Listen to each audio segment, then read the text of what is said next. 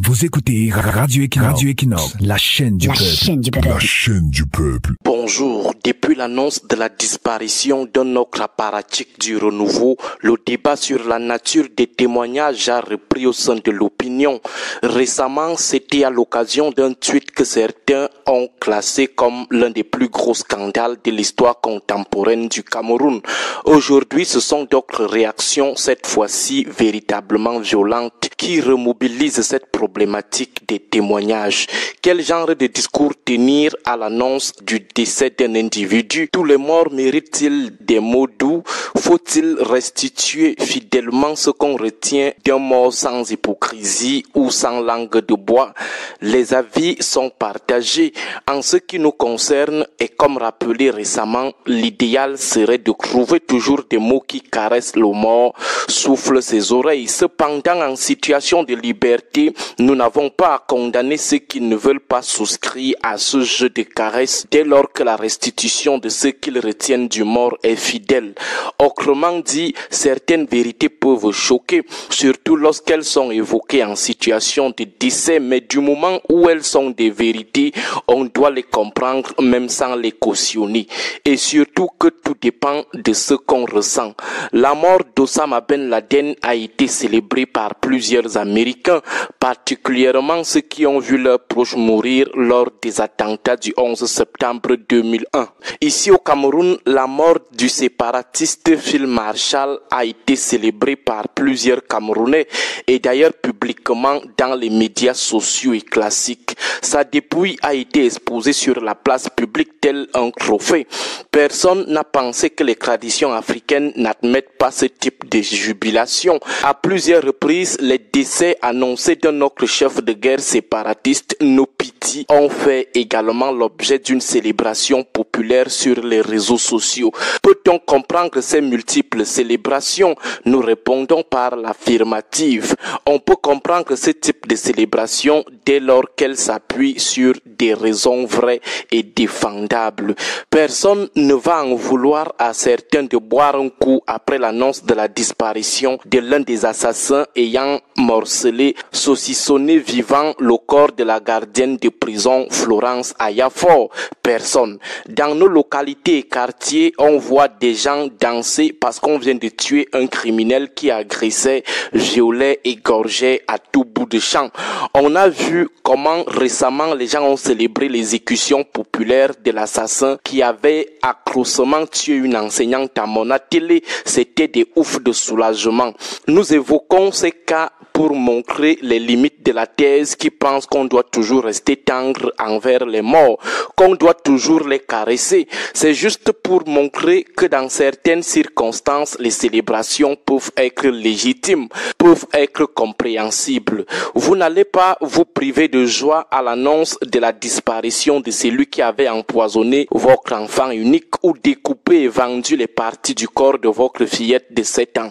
Personne de compréhensible ne pourrait vous en vouloir. Ça peut paraître choquant, mais c'est très logique. Certains morts peuvent ne pas trouver de compassion chez certains dès lors que les raisons évoquées sont compréhensibles.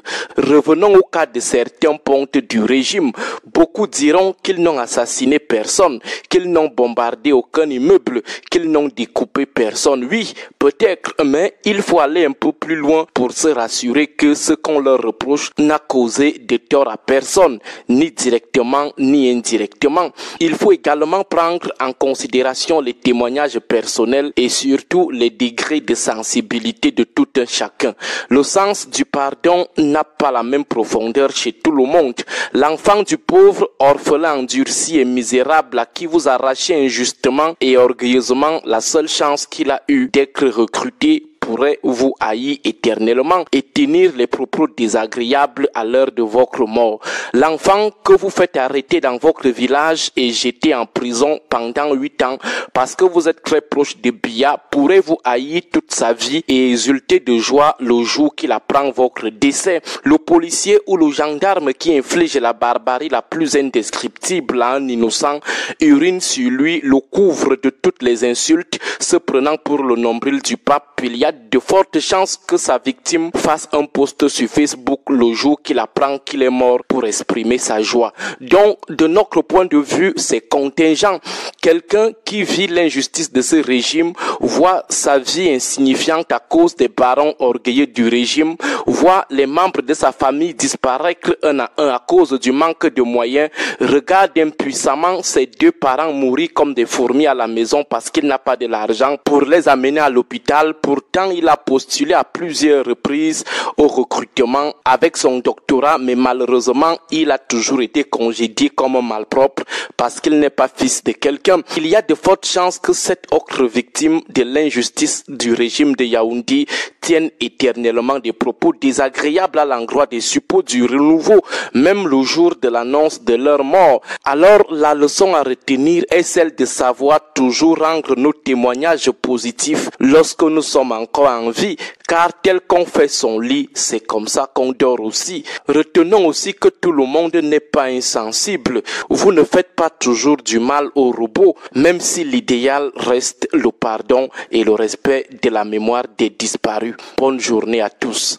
Radio Equinox 93 FM, la chaîne du peuple. 93 FM, la chaîne du peuple. La chaîne du peuple. Une centaine de personnes. Est-ce que ce groupuscule de personnes, quelles que soient leurs revendications, a le droit d'interdire de séjour en Europe un président de la République élu par ses populations?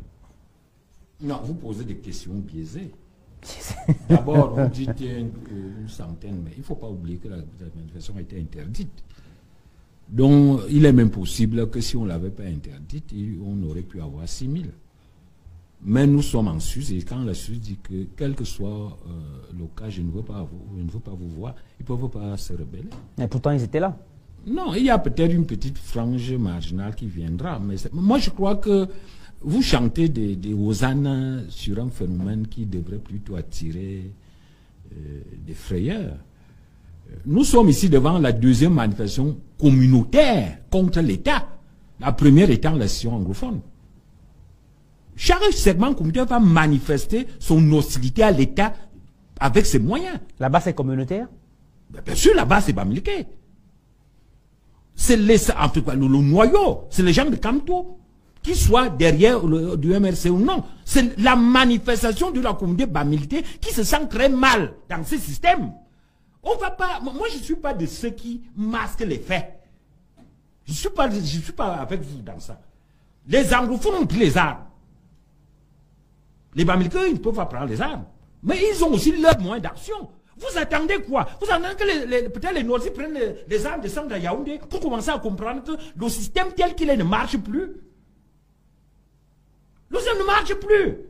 Nous avons déjà 2 manifestations communautaires violentes. Vous attendez une troisième? La troisième aura quelle forme? Celle des anglophones, c'est la forme de la sécession. Celle des Bamileke, c'est la forme d'une contestation. Même à l'étranger, ce qu'on n'a jamais vu, comme le Tagné. On n'a jamais vu des gens, des citoyens aller contester un chef d'État à l'extérieur. Donc c'est une extrême violence. Mais c'est une violence qui prend une autre dimension. Vous attendez peut-être que les nordistes descendent avec les armes pour comprendre que le système tel qu'il est formaté ne marche plus. Vous passez votre temps à vous cacher derrière votre petit doigt. Une petite manifestation. Non, c'est grave ce qui s'est passé en Suisse. C'est très grave. Ici, nous ne sommes pas dans l'ordre du droit. Est-ce que tu as là le droit? Il n'y a pas, on ne peut pas. Nous sommes tous des Camerounais. Il ne revient pas à un corps de donner le droit aux autres. Lorsque vous êtes dans un environnement où chacun ne peut pas exprimer son droit, eh bien le droit va s'exprimer d'une autre manière. Les anglophones, on leur a refusé le droit de gérer de manière autonome leur région. Ils ont pris les armes. Les Bamileke, on a refusé de discuter avec eux. Ils se manifestent. Les autres, vous savez qu'ils vont se manifester comment? Aujourd'hui, nous sommes dans un système où la crise économique est là. La crise politique est là. La crise sociale est là. Et même si le président Biya n'est pas contesté en tant qu'ayant gagné des élections, Mais quelle est la signification des élections dans un environnement bloqué par une entropie généralisée, c'est-à-dire une sorte de désordre généralisé, sur lesquels on ne s'entend pas sur les fondamentaux. Je vous rappelle que les élections ne sont pas, même les élections libres ne sont pas le signe de la démocratie. Hein. Dans la Rome antique, on élisait les dictateurs. C'est-à-dire la population devant une situation grave disait qu'on ne peut plus fonctionner sur la démocratie. Nous élisons un dictateur, c'est-à-dire quelqu'un qui va nous dicter l'ordre pendant 6 mois. Et c'était des élections.